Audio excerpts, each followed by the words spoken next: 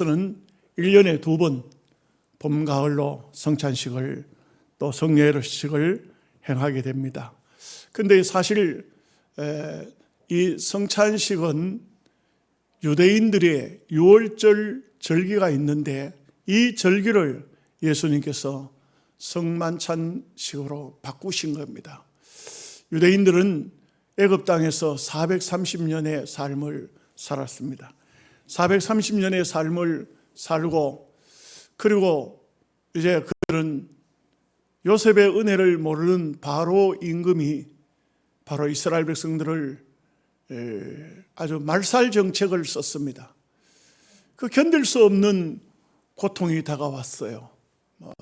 사내 아이가 태어나면은 하수에 던져 죽이게 하고 여자아이만 살려주고 그리고 그냥 강제 노역을 시켰습니다. 이 강제 노역이 얼마나 심했던지 백성들이 막 견딜 수가 없습니다. 놀라운 것은 그런데도 히브리인들은 숫자가 줄어들지 않아요. 바로 임금이 생각할 때는 이 유대인들이 만약의 경우에 반란을 일으키면 어떤 타민족과 합세하면은 애굽이 위태롭겠다 이런 생각을 하니까 계속적으로 고통을 주었던 겁니다. 히브리 백성들은 견디다 못해서 하나님을 찾습니다. 아브라함의 하나님, 우리의 하나님, 오늘 우리의 고통을 돌아보시고 우리를 평안한 길로 인도해 달라고 기도할 때 하나님께서 모세를 호렙산에서 부르시고 아론을 앞세워서 애굽 땅에 가서 이스라엘 백성을 구출해 내게 합니다. 그 이스라엘은 그 당시 아주 어쩌면 애굽에 비교하면 뭐 하나의 그 바위 앞에 계란이라 할 정도로 작습니다. 이 애굽은 대제국이고 당시 세계 최강 국가였습니다.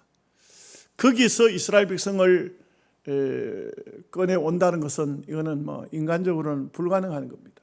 그런데 하나님의 강권적인 역사가 나타납니다. 애굽의 모든 신들을 하나님께서 모세를 통해서 벌을 줍니다. 마지막 10번째 재앙이 벌어질 때는 바로의 장자부터 시작해서 애굽에 가장 천하다고 하는 천하디 천한 맷돌을 돌리는 여인의 아들까지 짐승들도 먼저 태어난 것은 다 죽는 엄청난 역사가 나타난 것입니다. 죽음의 사자가 들어가면 사람이든 짐승이든 그날로 끝이 납니다. 인간 생명체 아무것도 아니죠. 애굽 전역에는 완전히 초상이 그냥 전체가 초상이 났는데 놀라운 것은 히브리 백성들은 아무도 죽지 않았습니다. 그것은 그 6월절 장자 재앙이 벌어지기 전에 하나님께서 어린 양을 잡아 그 피를 문설주와 문인방에 바르라고 한 것입니다. 그 피를 보고서 사망의 사자가 넘어갔다. 넘어갔다는 말이 6월이래요. 6월했다. 여러분 이것은 그냥 하나의 역사적으로 있었던 일뿐만 아니고 오늘 여러분들에게도 하나님은 사망의 사자를 6월시킵니다. 놀라운 것은 이 땅 위에서도 우리가 하나님의 보호를 받지만 이 세상을 다 살고 생명이 끝날 때 절대로 사망의 사자가, 육신은 다 죽어요. 사망의 사자가 우리를 멸망의 소월의 길로 끌고 가지 못합니다. 그것은 바로 하나님께서 그 6월절 어린 양을 피를 문설주와 문이방에 바른같이 오늘 주님의 말씀처럼 십자가에서 흘리신 주님의 보혈이 여러분을 지키고 여러분들 믿음으로 여러분의 심령 속에 주의 보혈이 있는 한 절대로 사망의 사자가 함부로 건드릴 수 없습니다. 이런 유월절은 이스라엘 백성들에게 하나님께서 자자손손 대대로 지키라 그렇게 말씀했습니다. 이것은 이스라엘 백성들에게 있어서 최고의 명절입니다. 우리나라 달로 따지면 7월 15일이에요. 이날이 유월절이에요. 이 유월절은 이스라엘 백성들이라 하면 하나님의 사람들이라 하면 다 지키는 절기예요. 이런 절기를 지킬 때에 예수님께서는 이런 말씀을 합니다. 내가 유월절을 먹기를 원하고 원했노라. 예수님의 마지막 유월절이에요. 예수님께서는 이 유월절을 기다리고 기다렸다는 겁니다. 뭔가 뜻을 가지고 기다리고 계셨어요. 왜 그러냐? 이제 드디어 제자들이 유월절 만찬을 다 준비했습니다. 그럴 때 예수님께서 떡을 떼어서 주시면서 내가 만민을 위해서 내 살을 찢을 것이다. 또 포도즙을 주면서 이 포도즙이 이제는 하늘나라에서 너희들과 함께 새 것으로 마시는 그날까지 이게 마지막 잔이다. 6월절에 마지막 6월절이라는 것을 말씀하면서 만민을 위해서 내가 피를 흘릴 것이다. 이렇게 말씀을 하신 것입니다. 이 오늘 6월절 절기를 성만찬으로 예수님의 살과 피를 기념하는 절기로 바꾼 데는 여기는 몇 가지 뜻이 있습니다. 첫째는 이 성찬식은 죄인을 구속하셨다는 확신을 주기 위한 예식입니다. 오늘 우리는요 다 주님의 보혈로 씻음을 받았고 구원받은 백성입니다. 그러나 시간이 흐르고 또 세월이 흐르면서 자꾸 우리가 구원의 확신이 희미해져 갑니다. 우리의 구원의 확신이 자꾸 빛이 바래듯이 바래져 갑니다. 신앙생활 하다 보면요 어느 날 어느 순간인가 그냥 타성에 젖어서 이 죽음에 대한 천국에 대한 이런 마음 자체가 없습니다. 그냥 교회 그냥 막연히 다니는 겁니다. 그 교회를 다니는 것도 구원의 기쁨도 없고 확신도 없고 그러다 보니까 세상 속에 푹 빠져가지고 죄를 짓고 세상에 빠져 향락 속에 빠져 있으니까 내가 지금 구원받은 사람인지 안 받은 사람인지도 잘 몰라요. 성찬식을 통해서 다시 한 번 더 우리의 몸과 마음과 생각을 다잡는 겁니다. 예수님께서 십자가 위에서 피를 흘려주신 것을 다시 한번 생각게 하는 것이 성찬식의 깊은 의미라고 할 수 있겠습니다. 예수님은 이 땅에 오셔서 하나님 아들이시지만 기꺼이 십자가를 져 주셨습니다. 우리를 위해서 몸버려 주신 겁니다. 이것을 기념하는 것입니다. 우리가 기념하면서 다시 한 번 더 주님의 구속의 대속의 그 은혜를 생각하는 것입니다. 그렇기 때문에 고린도전서 11장 26절 말씀에 너희가 이 떡을 먹으며 이 잔을 마실 때마다 주의 죽으심을 오실 때까지 전하는 것이니라. 주님이 다시 오시는 그날까지 우리가 이 떡을 먹고 이 잔을 마실 때마다 주님을 기다리고 생각하고 예수님을 전하는 그 삶이 바로 이 떡을 먹는 의미라 이런 말씀인 것입니다. 요한복음 6장 7절 말씀에 내가 아버지로 인하여 사는 것 같이 나를 먹는 그 사람도 나를 인하여 살리라. 우리가 성찬식을 대하면서 마음의 다짐이 어떤 다짐이 있느냐? 주님을 위해서 살리라. 예수를 위해서 살리라. 이 마음을 다시 가지는 겁니다. 어떤 인생도 속죄 없이 살 수 있는 인생은 아무도 없습니다. 다 우리는 그리스도의 보혈로 핏부림을 받아야 되고 죄 씻음을 받아야 됩니다. 아무리 깨끗한 사람도 아무리 도덕적으로 흠이 없는 사람도 예수님의 보혈이 없이는 안 됩니다. 온전히 주님의 보혈만이 우리를 하나님의 사람으로, 하나님의 백성으로 우리가 온전한 삶을 살도록 도우시는 것입니다. 레위기 17장 11절 말씀에 보면 육체의 생명은 피에 있음이라. 내가 이 피를 너희에게 주어 단에 뿌려 너희의 생명을 속하게 하였나니 생명이 피에 있으므로 피가 너희 죄를 속하느니라. 예수님이 십자가 위에서 피 흘려 죽으신 것처럼 구약의 사람들도 짐승의 피를 흘려서 죄를 속하고 있다. 예수님의 피를 상징적으로 그림자로 짐승의 피를 구약에 흘렸다 이거죠.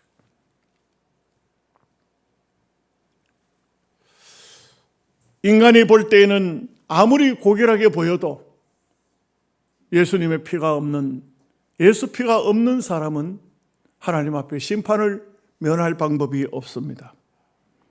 넘어서 3장 23절에서 24절 말씀에 모든 사람이 죄를 지어 하나님의 영광에 이르지 못하더니 그리스도 예수 안에 있는 구속을 통하여 하나님의 은혜로 값없이 의롭다함을 얻었느니라.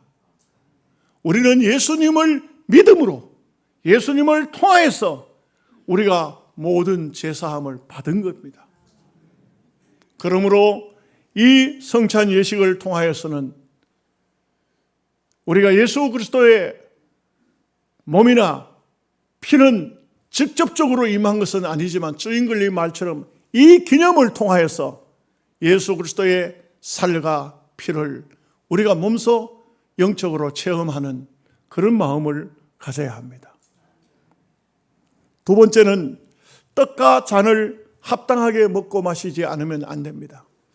합당하게 먹고 마신다는 것은 무엇을 의미하느냐? 우리는 성찬 예식에 예수님의 떡을 기념하고 예수님의 살을 기념하고 예수님의 피를 기념하면서 이 거룩한 예식에 참여할 때 분명히 기억해야 되는 것이 있습니다. 우리가 다 믿음의 사람이지만 나도 모르는 사이에 허물도 있고 허물을 모르고 짓는 죄가 허물이죠. 알고 지은 죄도 있고 허물과 죄를 다 하나님 앞에 내놓고 회개해야 됩니다. 여러분, 이 시간에 설교 시간이지만 여러분의 마음으로 기도하시기 바랍니다. 하나님, 나도 모르는 죄도 있을 겁니다. 내가 혹시 또 그것은 하지 말아야 되는 일들도 했습니다. 하나님, 나의 모든 죄를 용서해 주세요. 주님은 나를 위해서 십자가에 피를 흘렸는데 나는 주님을 위해서 살지 못하고 내가 너무 정욕적으로 살아왔던 거, 내가 너무나 세속적으로 살아왔던 거, 내 자신을 위해서 살았던 거 주님 주의 보혈로 다 씻어주세요. 기도하시기 바랍니다. 합당하게 먹고 마신다는 것은 우리의 모든 죄를 씻음 받아야 됩니다. 그리고 아직도 못된 어떤 것을 붙들고 있다면 버려야 됩니다. 하나님, 이 시간 이후로 하나님의 영광이 안 되는 이런 것은 다 버리겠습니다. 다 버려야 됩니다. 오늘 여러분들은 죄를 안고 있는 분이 한 분도 없으시기를 바랍니다. 죄를 가지고 있는 거 하나도 없으시기를 바랍니다. 그래야만이 이 성찬 예식에 참여할 수 있는 우리 주님의 뜻에 합당한 사람이 되는 겁니다. 모든 것을 다 버려야 됩니다.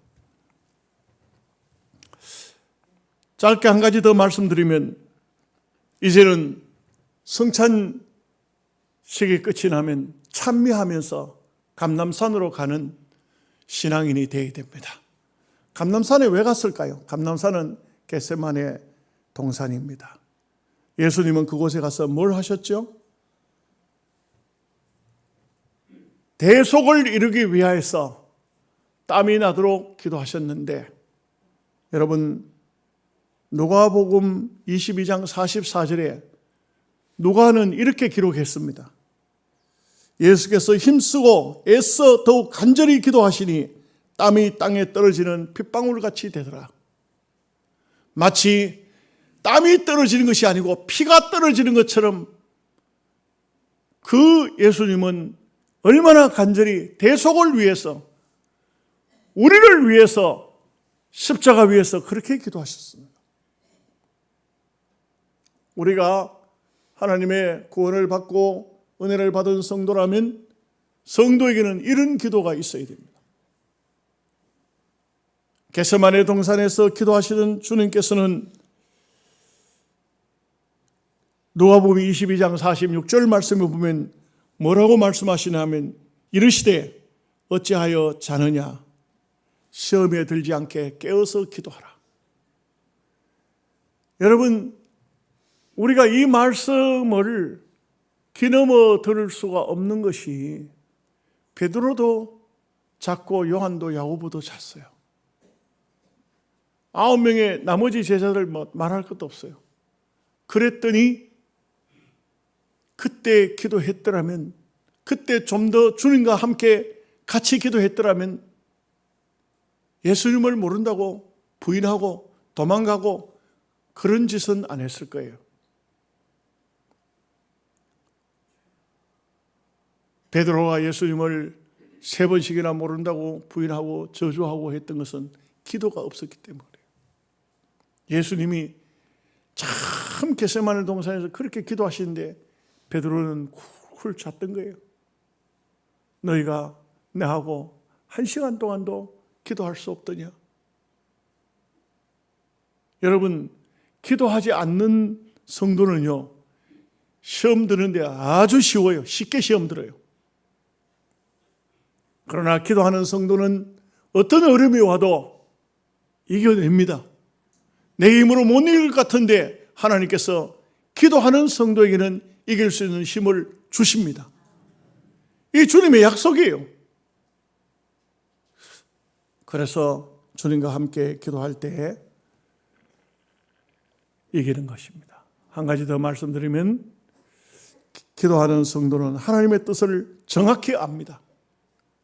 하나님의 뜻을 정확히 안다는 것은, 이것은 정말 중요하죠. 예수님께서 마태복음 26장 42절 말씀에 보면 다시 두 번째 나아가 기도하여 이르시되 내 아버지여 만일 내가 마시지 않고는 이 잔이 내게서 지나갈 수 없거든 아버지의 원대로 되기를 원하나이다.